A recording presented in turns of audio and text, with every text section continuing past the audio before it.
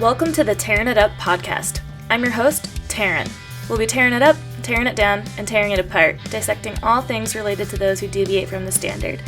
From leaders of their industry to leaders of mediocrity, and maybe a gear review or two thrown in. We shoot the shit and let the conversations flow, so if that's not your style, this may not be for you. Otherwise, listen in. Hope to light a fire in you somehow. All right, hello everybody. Welcome back to another episode of the Tearing It Up podcast. I was just thinking before hitting record, podcasting is kind of funny because it's been a busy week over here for the pod, but you'd never know it listening because, you just get one episode each week. But that also, I think it's just business in general. You don't know what's going on behind the scenes. There's a million things going on and you see only a tiny portion of that, no matter how big or small a business is. And I'm sure our guest today has some things to say on that. And I'm really stoked to have this conversation today because it's been on our books for a couple months now. And I used to get a little nervous when people would reschedule, especially if they rescheduled pretty far out. But I've come to a place now that I'm like, you know what? No, it's divine timing. I think that the conversations here happen when they're supposed to. And that is also the beauty of podcasting, is we can kind of control when things come out or if the conversations are just not pertinent or just so many different things here. But today we have Jen Loofborough from Alpine Fit. She's based in Anchorage, Alaska. And I think it was Heather Kelly that put me in touch with you, another Alaskan small business owner who's since now kind of moved down to the lower 48. But you're still up there hanging tough in Anchorage. And that's where you're recording from today, right? Yep. Awesome. So we'll kind of dive into all things, how Alpine Fit started, where you're from, all that. And how long have you been in Alaska? Because you are not originally from there. Correct. I've been here for 10 years now. All of a sudden, 10 years goes by on the snap. Yep, understand that because that's me and Tahoe. This was my 10th winter. And I was always counting winters because it was I wasn't full. I was kind of back and forth a couple times, missed a couple summers and wasn't full time until 2017 really. But yeah, 10th winter. I'm like, holy shit. Yeah, I guess if I do the math, it was November when I moved here. So this is my 11th winter if I'm counting my winters. Is that what brought you there, was a winter? Oh man, what brought me here? My spouse is from Alaska originally, so I guess I fell in love with it a long time ago and it was bound to be home at some point. Awesome. So you met him not in Alaska?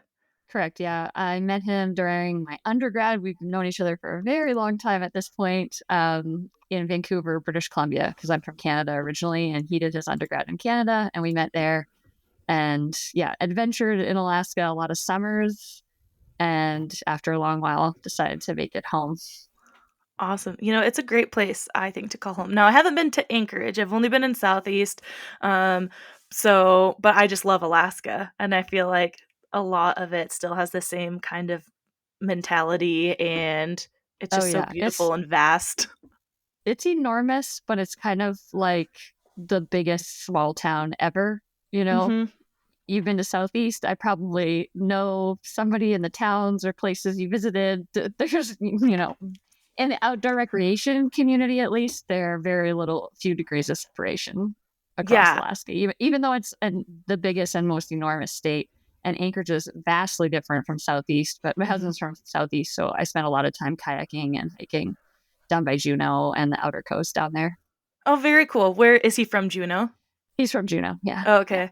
Yeah, I spent a little bit of time in Juneau. I worked in Ketchikan, and then Nice. Juneau was just kind of the home base from where we'd take off on the boat that I worked on for a couple summers. Well, Haines was where the boat lived, but we'd go to Juneau where the company was and kind of reload the boat and stuff like that. So what kind of work was that? I worked on a tender, on a commercial fishing tender. Yeah, commercial fishing seemed like maybe the most obvious, but there's also research vessels and other things, so it could have been really anything. Yeah, yep. I worked on a tender for salmon trolling for a couple summers, and yeah, awesome. Yeah. Well, okay, so you've been over there for about 10 years now, and where did you grow up? Oh, I grew up in Ontario, Canada. So no mountains. I learned how to ski literally in a place called Holiday Valley, which is in Western New York State across the border. So like a 500 to 800-foot valley in the Alleghenies. And, adventuring at my grandparents' little cabin off grid up north. We call it the cottage, but by Alaska standards, you'd call it a little cabin. And didn't really see real mountains till I was 15. So a long way away from here. Yeah, the whole other side of the country. Like, it's Uh-huh. like 2 Yeah. different countries, but yeah, I mean, just more Yeah. in line. Um, Exactly. wow, yeah, I saw that, like, reading that at first, I'm so bad, and I'm like, "Wait, Ontario, yep, other side," 'cause, Yeah. Amber and I are both from like, she's in Washington now, in the Seattle Uh-huh. area, in Tacoma, and I'm from Okay. there, and so, yeah, I just always think of British Columbia and whatnot. I'm like, "Wait, okay, where's the rest of Canada? Let's see here." But, my boyfriend's family's from Michigan, and so we Okay. Similar to that. yep, yep, yeah, that's and I Great so, Great like Lakes. You grew up doing exactly. stuff on the Great Lakes and in the forests. Yeah. I mean, it's beautiful over there, 'cause I haven't been up in there, but it reminds me of the Northwest from what I see from photos and things like that, and, just green and lush, but again, the Mhm. difference being, like you said, kind of the big mountain thing. Like, there is more Yeah. kind of You what we you have refer to in the West of, like we're Mhm. like, "Oh, those are hills."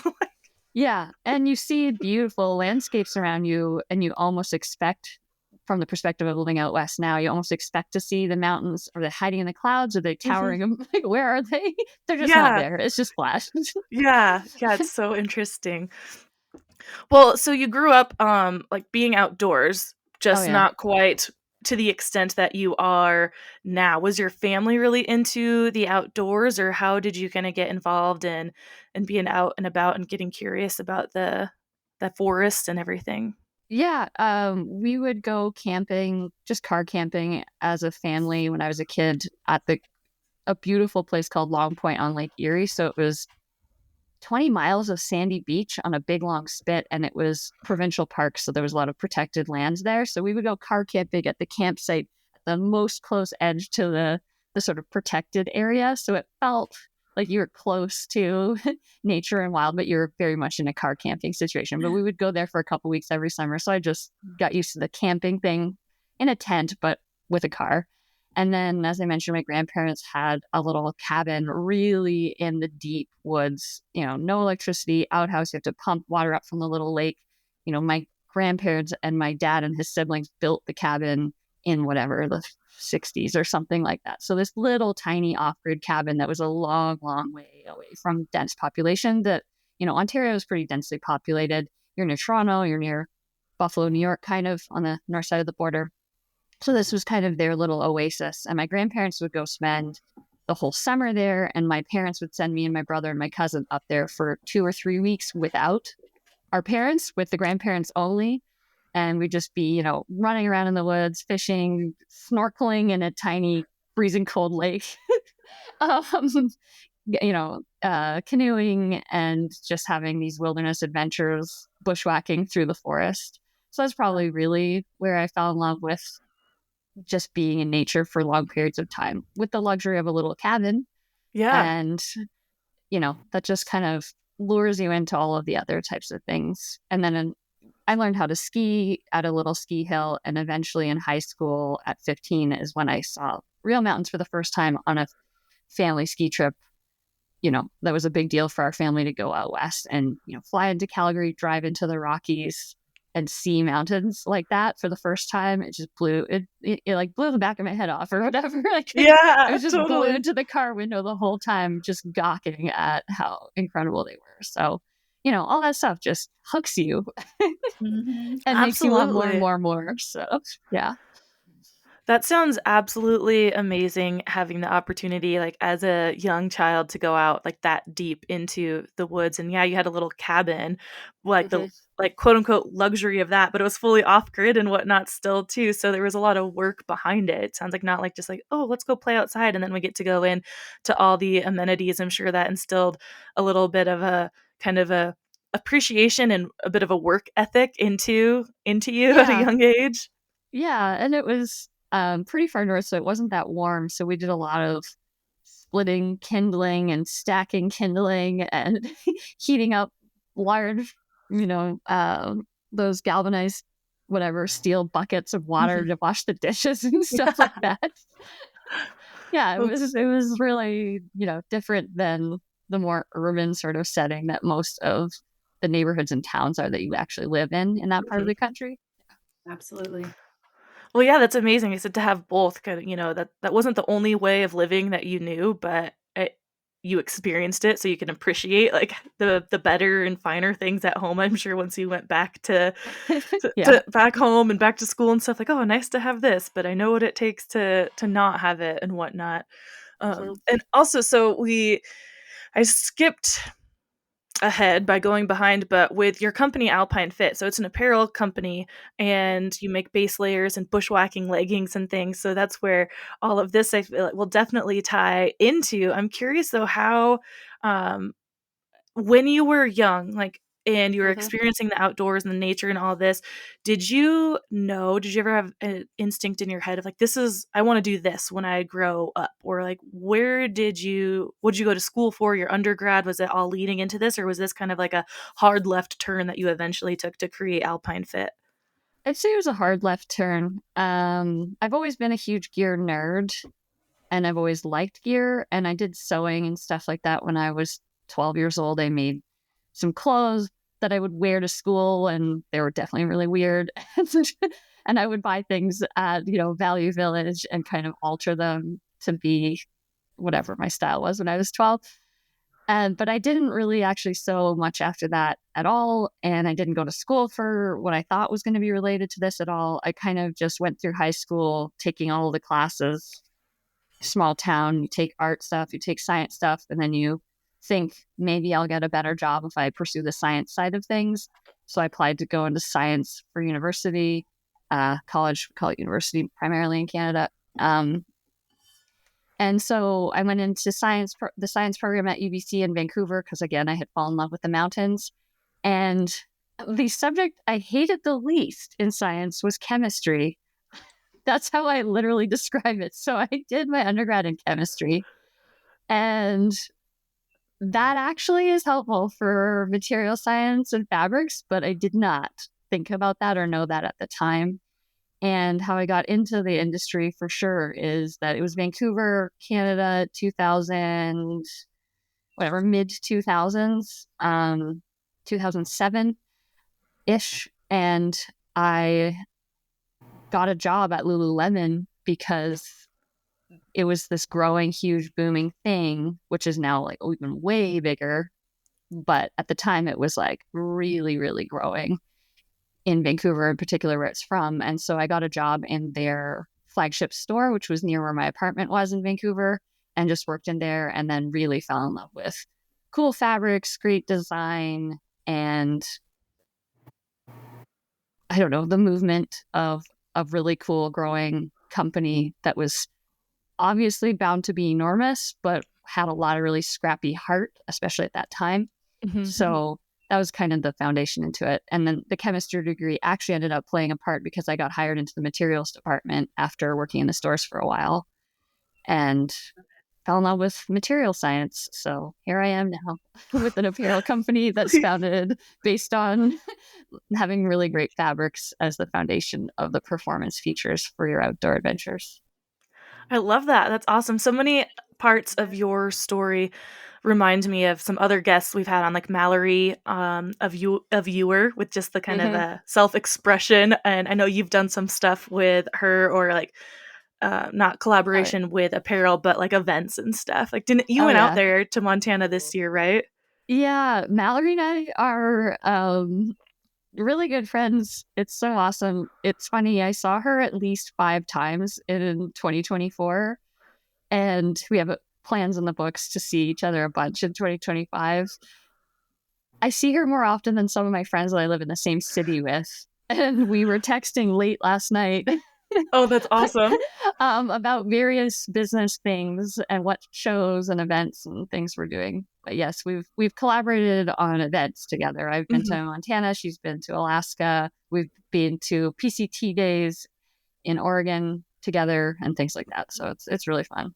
Yeah, that's really cool. That's why I love having these conversations too, and like just connecting more dots and with each other. Like you mentioned with Alaska being a huge, vast place, right? But then also small, where you kind of know Hmm. everybody, and like that's the industry too, the outdoor industry, and how big it is. That still, once you start to get into it, you're like, oh yeah, like the degrees of separation are minimal there once you start diving in, for sure. And I've seen that, she goes up there and does her photo shoots for her apparel Hmm. line and whatnot. And then your story about kind of getting started with Lululemon reminds me of the girls from Scenic who had backgrounds with like backcountry and Victoria's Secret, because a lot of times too in the outdoor industry, with the smaller brands, we there can be sort of a certain level of entitlement's not quite the right word, but you think these big brands are like, ew, ick, look, like they're not doing anything sustainable and this, that, and the other, but you can still learn so much from them. And a lot of times you learn maybe the things that weren't so good, and that's what you want to go and change, and that's where some of these businesses stem from. But they have the capacity and ability to teach you these things that you couldn't learn just on your own. Like, so that's where you fell in love with materials and just learning more about them. Was there anything that sparked you with like leaving Lululemon, of kind of like why you wanted to go off on your own? Was it just that you wanted to create something different than what they were? Like they're focused on kind of the athletic, more mainstream kind of like yoga was their biggest thing. And you just wanted to focus more on the outdoor type apparel, or because was there any Uh, one thing that kind that's of a made you great that's a great question. Well, that was a while ago for me now, and I had a couple other chapters in between. So I actually left working there because, as I mentioned, it was like 2007, 2008, 2009 kind of time frame, and that was when that big housing bubble burst and the recession, various things were happening, and you kind of have this like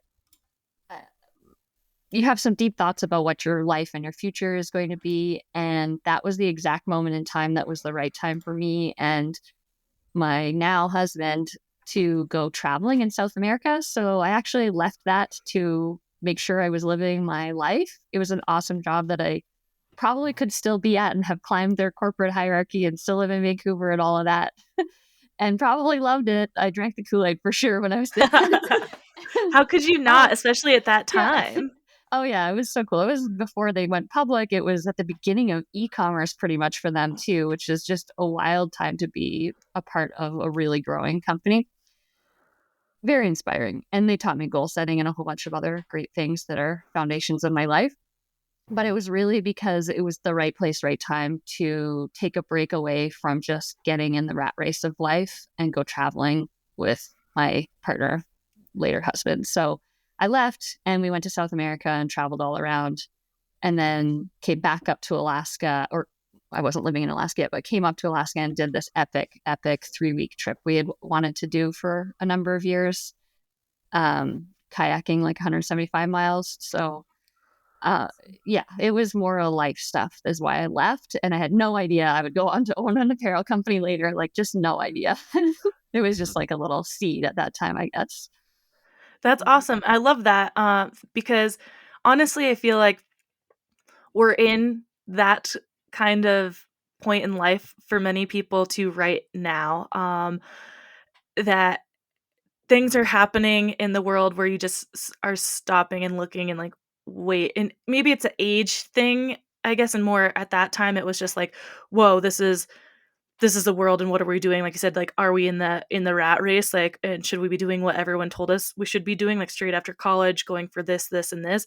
Whereas now it's like, okay, 10, 15 years later, it's in a Mhm. different point in life. And again, like you get caught into like these things and you're seeing what's happening in the world. And like, hold on, am I actually doing what makes me happy? Like there's not a lot of time to just waste and whatnot. So especially those younger, our listener range is Mhm. wide between 26 and like 50, but so I feel like anywhere honestly in between that age right now, there's a lot of questions Yeah. going on of like, what should my next step be? Where should I put my focus? And maybe I need to refocus by doing something like that you did.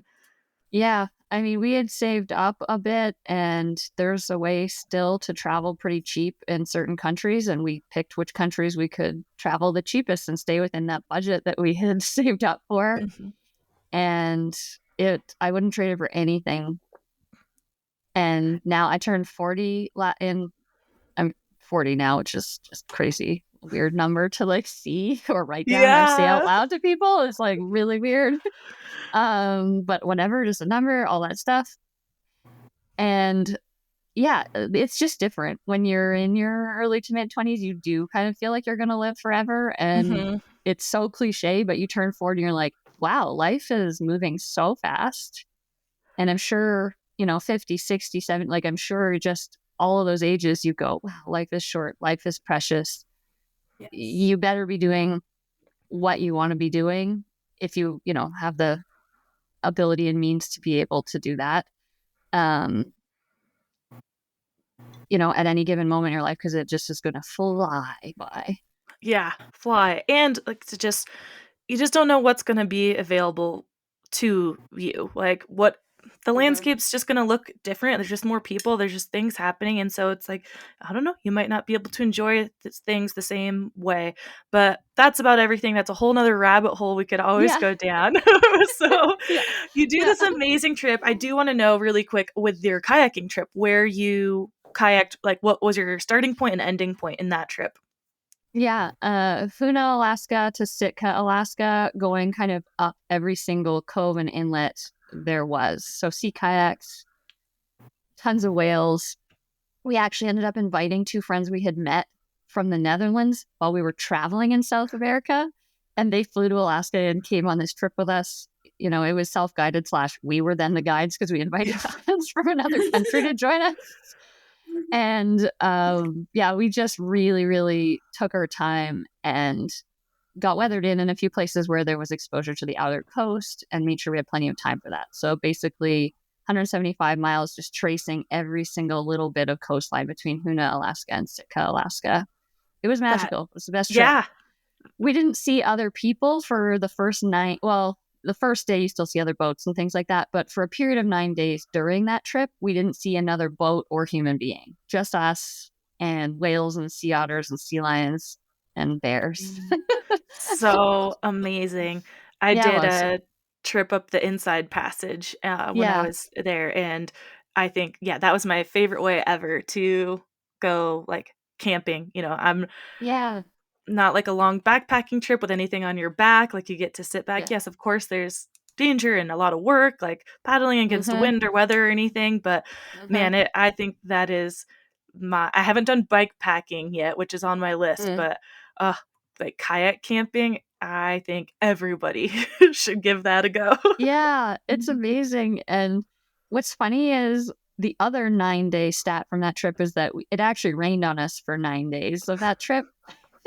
But you don't even remember because you're on the water doing water stuff. Like, but if you look at the pictures, you can see the times where the sun came out a little bit and we spread all of our wet stuff out on all of the rocks on a beach. But still, it was a trip of a lifetime and so, so, so fun. How many days total was it?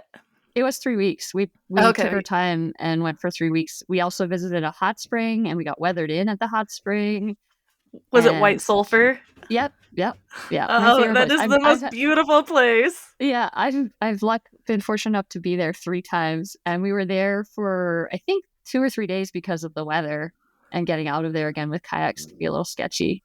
And Oh, there's a yeah, cabin yes. there that's usually booked, and the Mhm. people couldn't make it in because of the weather, so we had the whole place to ourselves. We were staying in a campsite area, but we had the whole place to ourselves for, whatever, 3 days or something like that.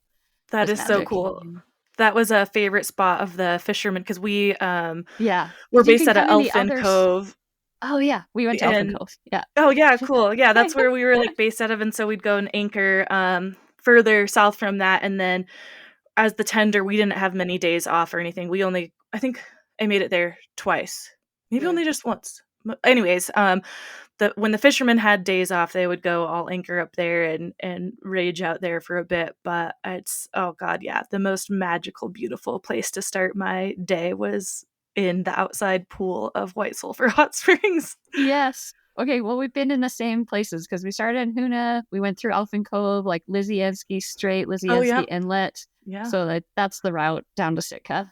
Yeah. I have a hoodie from, the cafe. I don't know if it's still there, the at Lizansky, but, um, Okay, yeah. Yes. Oh, nice. very That's cool. so cool. Well, amazing, amazing trip. Wonderful way to spend some time when you're just like, what's kinda next in life? So speaking of, what was next in life? You finished these amazing travels, and then where did life have you then? While we were in South America, my partner, husband now, got a school acceptance into a school in Ireland. So we moved to Ireland. technically Wow. he technically he moved to Ireland to do to go to school more, and I had to figure out how to be there for longer than a 1 year holiday visa or even a 3 month travel stamp on your passport. So I did research. I have sort of an entrepreneurial spirit and figured out again, because it was post recession, there were no work visas or anything. I was like, oh, I have a chemistry degree. I could get a job in a lab and get a work visa or something like that. No, no jobs, huge unemployment and all of that. So I figured out that there was an immigration status they have over there called business permission, which meant if you started a business and prove that you would contribute such and such amount of euros to the Irish economy and employ Irish and EU nationals, they would grant you permission to come over there, start a business. Then 1 year later, submit them your accounts, like audited by an accountant, and they would approve you to keep staying. So it was like a huge opportunity and risk because I would have Mhm. to come and spend money and then a year later have to prove that I did it and that they would let me stay. So I did that. I looked up a Scandinavian lingerie and swimwear company that I knew from Canada called Change. It's not in the US. They have over 100 bra sizes, so that informs fit option things that I do with Alpine Fit now.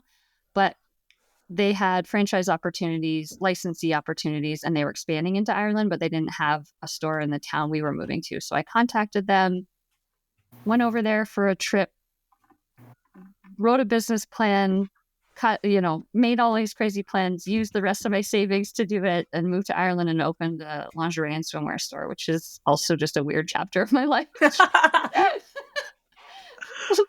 Like I wore high heels and pencil skirts and red lipstick for a little while. Yes, she did. Yes, that's awesome. I love those phases, though. I think it's so cool to Yeah, be able to have those different phases. I yeah, was just saying, like, I wonder if I will ever come into a pantsuit era, and I can just yeah. make I one. I yeah. You could live it right now. Sharon in her pantsuit era. Yeah, because I just had to get one for, I coached the high school wrestling team, and for Oh, the nice, state championships, you have to wear nice.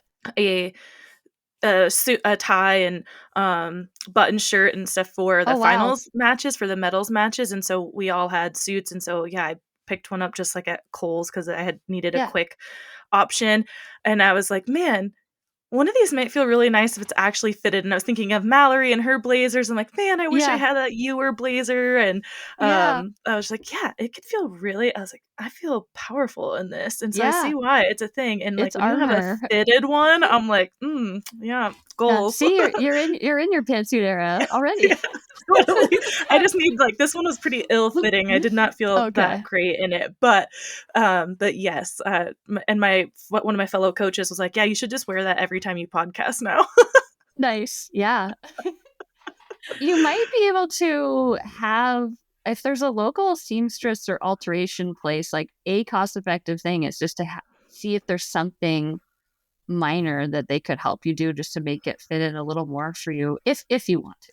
That's kind of Yeah, a fun gateway into that kind of thing because absolutely. sometimes you're supporting a small business like a, person trying to make a living doing alterations and things, and you might be able to get a power suit out of your ill-fitting cold suit. Yeah. Well, that's a good point. Actually, I do have a friend a colleague I worked with at a retail store here who she was a costume designer, and she does Oh, cool. alterations and seamstress, and I think she's trying to build up that side of her business. And just with my body type, like this will be a great segue into what Alpine Fit does. Like And I think most of women's bodies, like you're not going to buy something that's not like maybe a slim fitting kind of athletic piece of wear that fits you perfectly.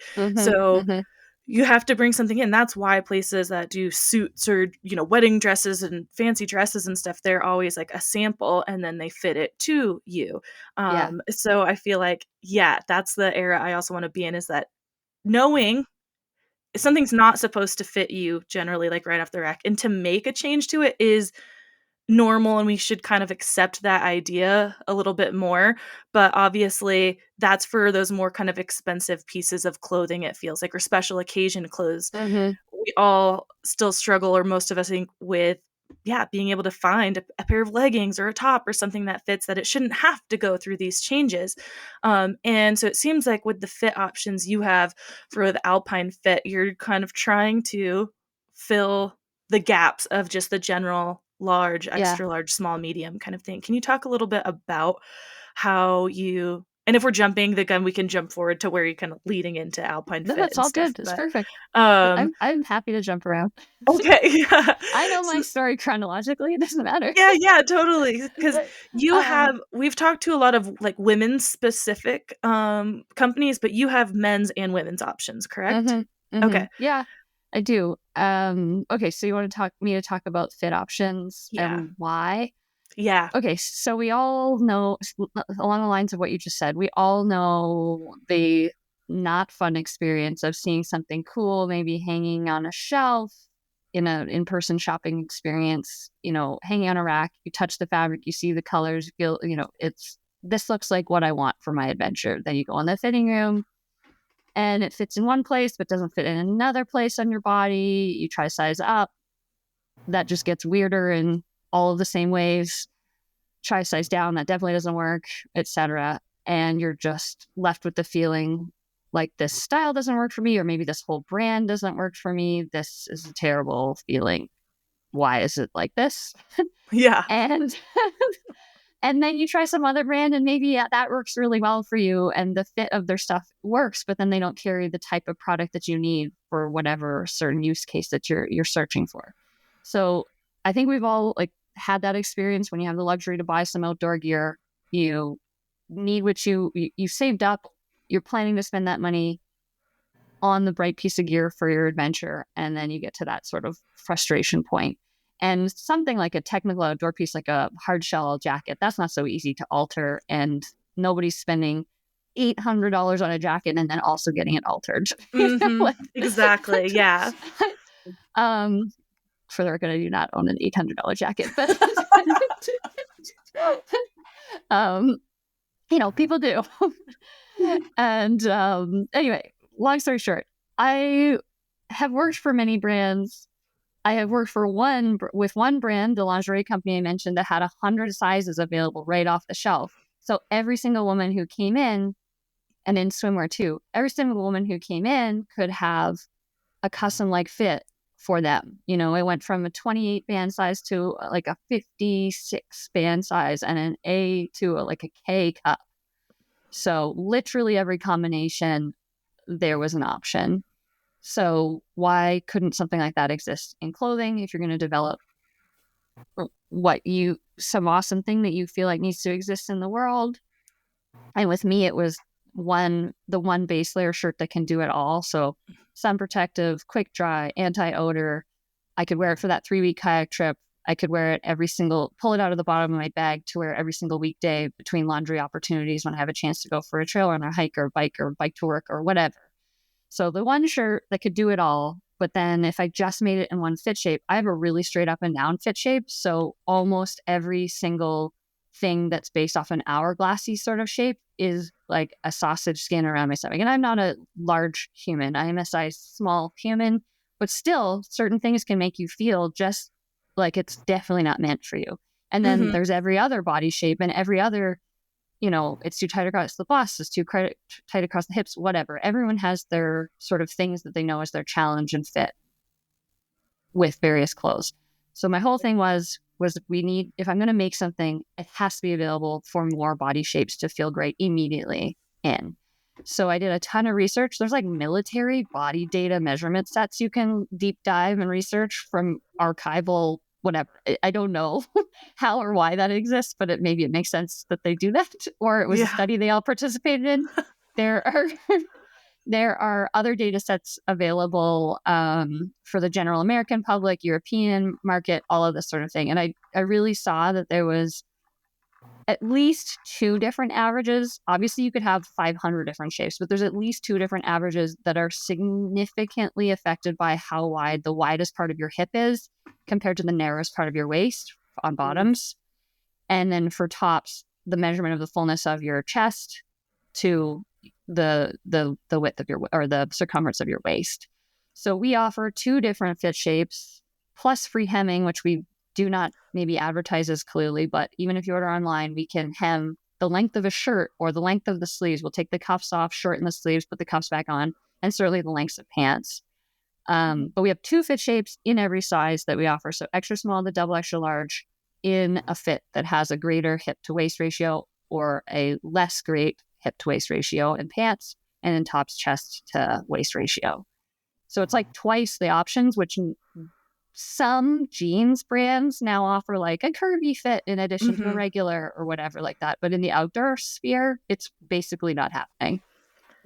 So that's like a really long-winded way to say we have more fit options because I believe that you should be able to find a fit that's custom like for you off the shelf. And it's hard to account additionally for height. So in the future, we will also have tall. And in the meantime, we have at least free hemming for people that need shorter legs.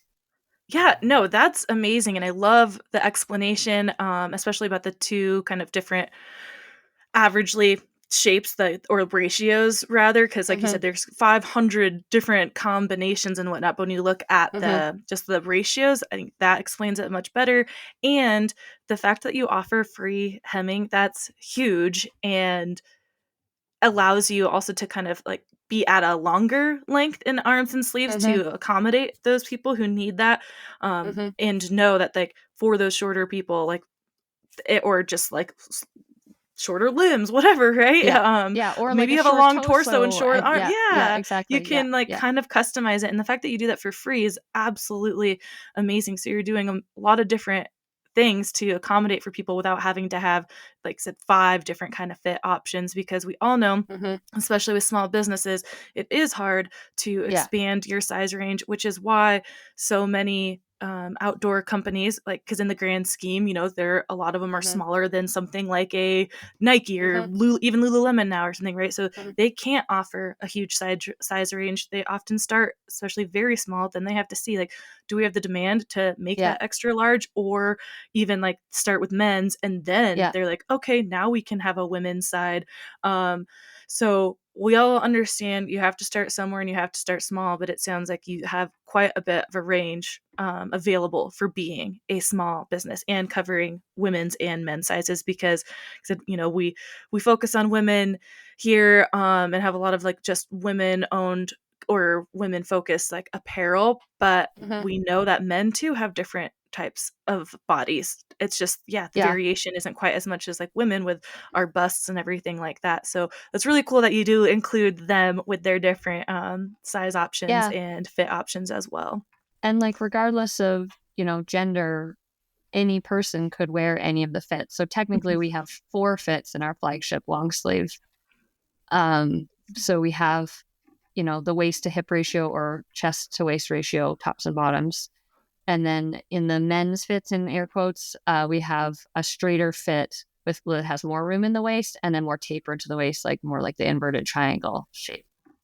So, you know, I've seen men buy, you know, one of the women's fits. I've seen vice versa. It's just great to have the options available. And we are like a woman focused brand in terms of like serving that customer well.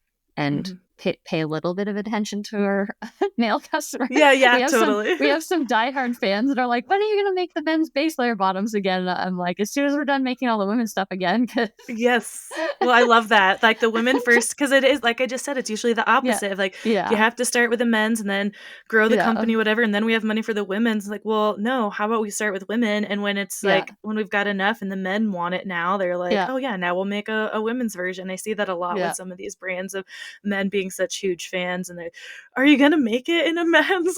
Like, well, now you know yeah, how we feel a little bit. yeah, But yeah, I exactly. wanted to ask you about what year what is it like the 2010s that you were in Ireland and that Scandinavian, lingerie Hmm. company was Yep. that you were working for? And Yeah. see, the fact that then and there they had over 100 sizes for bras Hmm. is just Hmm. mind-blowing to me because we're still, like, very much in the middle of that fight for size inclusion here in the Hmm. US, and it's like, Hmm. why does it have to be so hard? And again, I don't know if just because it's a huge country, so obviously it's hard to reach your audience, but then again it shouldn't be because you have that much more access to that many more people that it's like it can be done and people have done it and they've been successful at it, so why are we still having to fight so hard for some size inclusion? But obviously again there's more into it. I just think it's amazing that at that Yeah. time this company offered that huge range Hmm. because especially for lingerie, because it is awful looking Hmm. for underwear, Hmm. in larger sizes because it's just black, beige, like, Hmm. yes, there's a lot more options these days,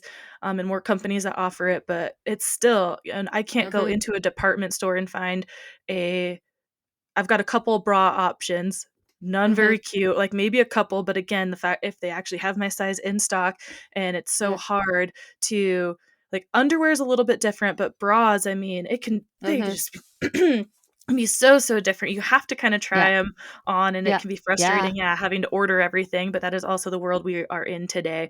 Yeah. So what an amazing thing that they offered then. Hmm. Totally.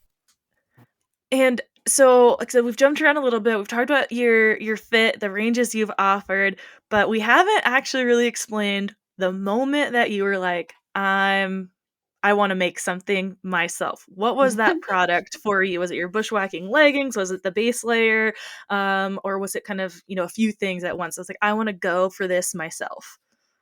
It was definitely the long sleeve shirt because the traveling in South America, the kayak trip we mentioned, and various other trips I had been on since and during the other chapters of life, you spend a lot of time when you're on those trips thinking about the gear you're pack. Oh, you spend a lot of time building up to the trip thinking about the gear you're going to pack, maybe what item you're going to splurge on to add to your kit so you have that exact right thing. And then when you're on the trip, you definitely think a lot about the gear you're wearing and that you did have to bring, Mhm. especially when you have no opportunity to replace, swap out anything. You're just stuck with it for however long.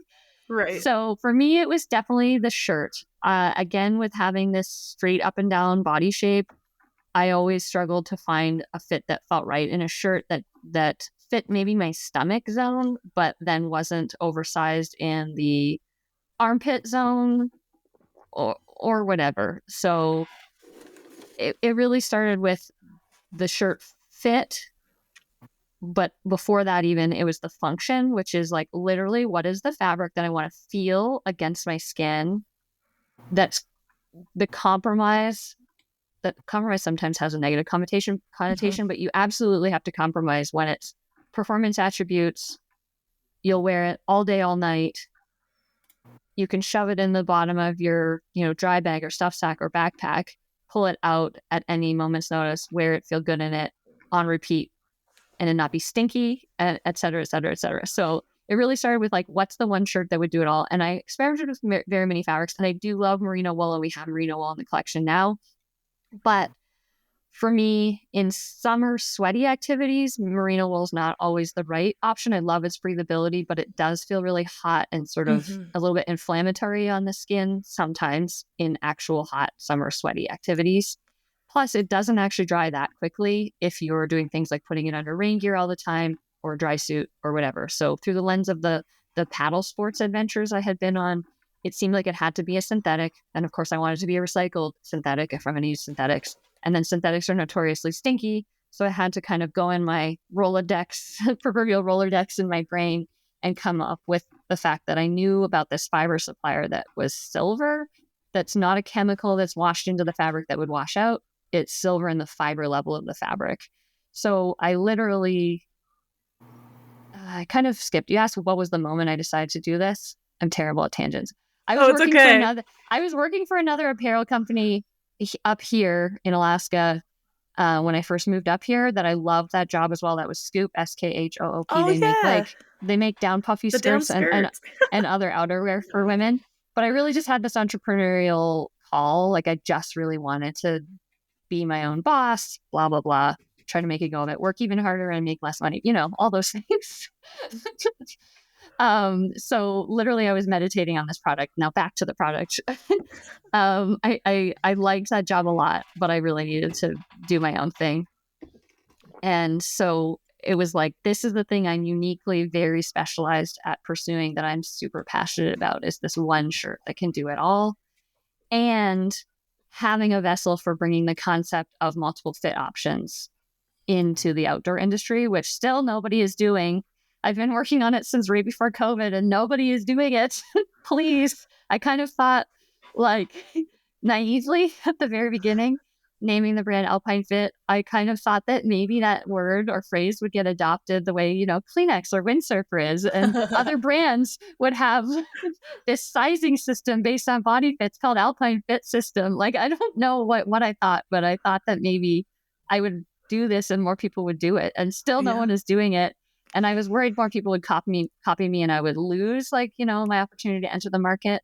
But I also was hopeful that there'd be more gear that would fit more people well, because getting beyond base layers and accessories where we are now in hiking clothing, like getting into outerwear and hard shell and down jackets and things like that, that requires a much bigger company with much more investment to get into that. And I don't have investment. It's just me bootstrapped. Yeah. So long-winded answer. I wanted to be an entrepreneur. This product is something I was uniquely qualified to work on based on my outdoor experience, my frustrations with gear, and my knowledge of what fabrics could be the right fabric for this product.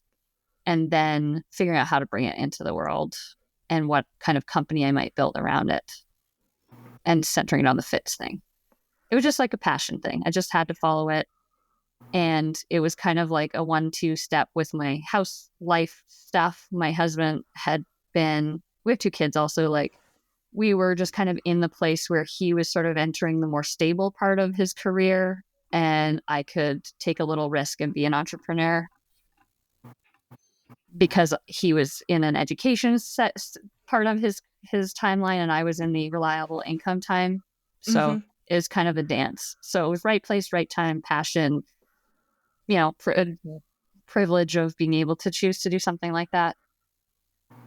Well, I love that. And I mean, that's how I think the best things really come about, is the true internal passion and need of your own, because there's 7 billion of us or something. So if you need it, want it, like there's bound to be someone else who does, and more than that one other person.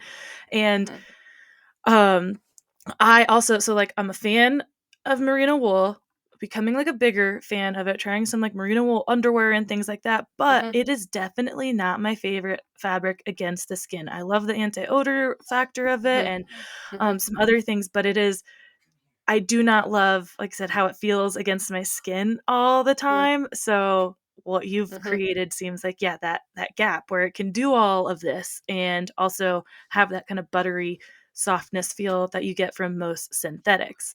How many products like in line do you have right now? Oh my Because gosh. you have some leggings and base layers. Do you have other outerwears? We technically, I mean, if you don't, so we have base layer tops, which are also like hiking tops. In spring and summer, we'll have, different sleeve length, like tank top sleeve, short sleeve.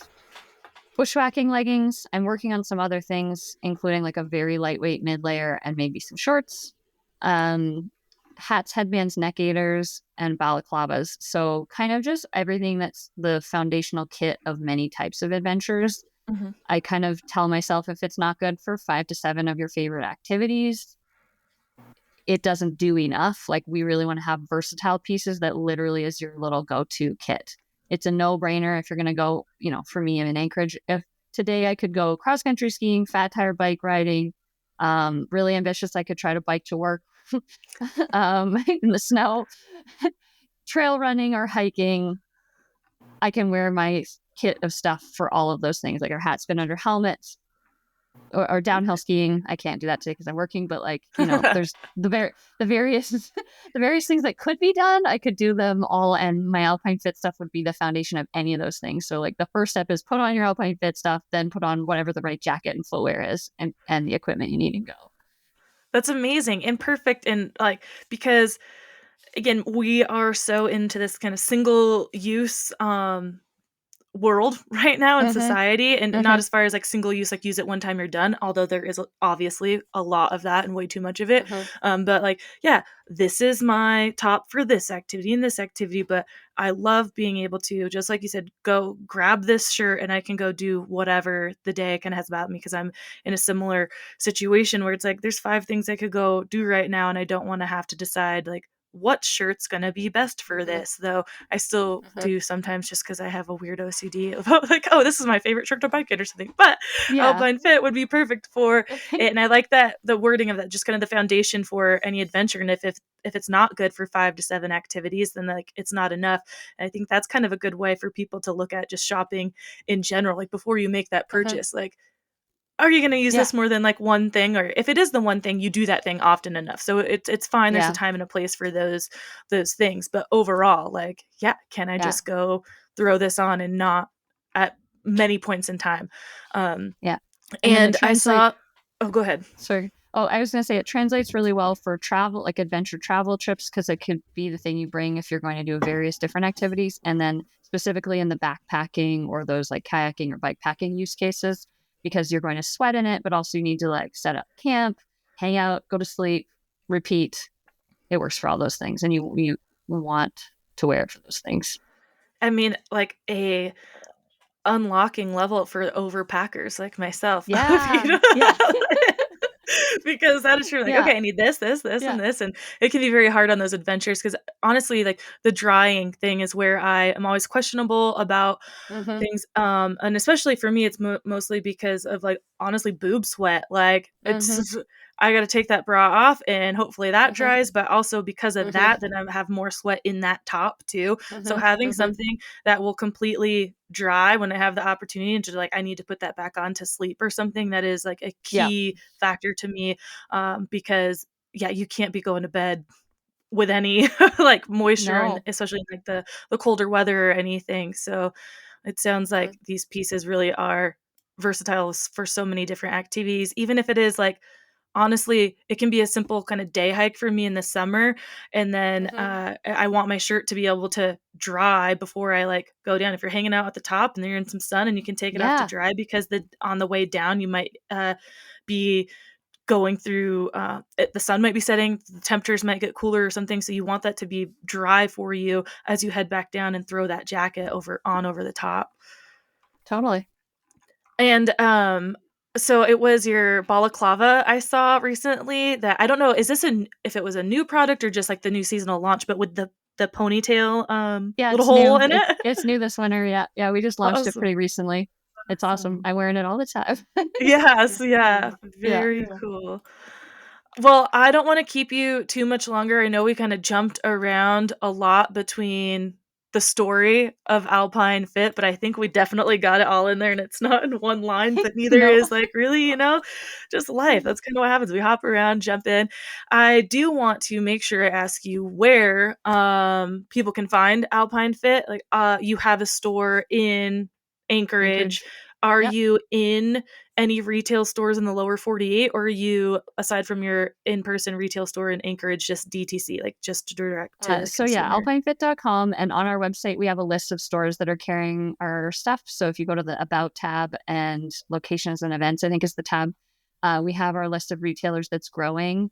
We have stores in the Pacific Northwest and also growing more for future seasons. So check back with that list for a store near you, and alpinefit.com, and on social media at alpinefitco. Awesome. Okay. We'll definitely be linking that for everyone to go out there and find Alpine Fit. And I am I've been scrolling the website because I just always have to.